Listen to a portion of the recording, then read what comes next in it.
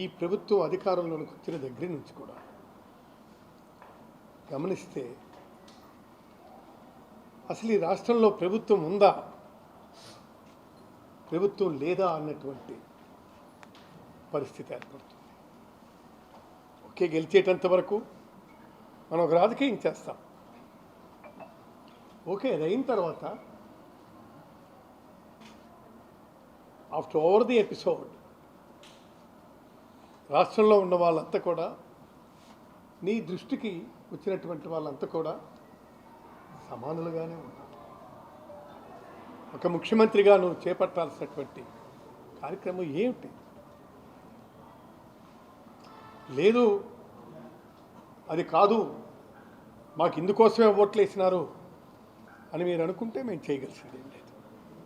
That people will decide ensuing forthcoming elections.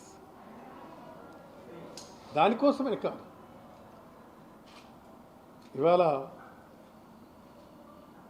జరిగినటువంటి సంఘటన మనకి ఎవరిది, అంబటి రాంబాబు, జోగి రమేష్, వాళ్ళ ఇళ్ల మీద జరిగినటువంటి సంఘటనలు చూస్తే చాలా దారుణాతి దారుణం, అత్యంత నికృష్టమైనటువంటి చర్యలు, దురదృష్టకరమైనటువంటిది. ఇవాళ ఈ సమస్య మీద ఎస్పీని కలిసి ఎక్స్ప్లెయిన్ చేసి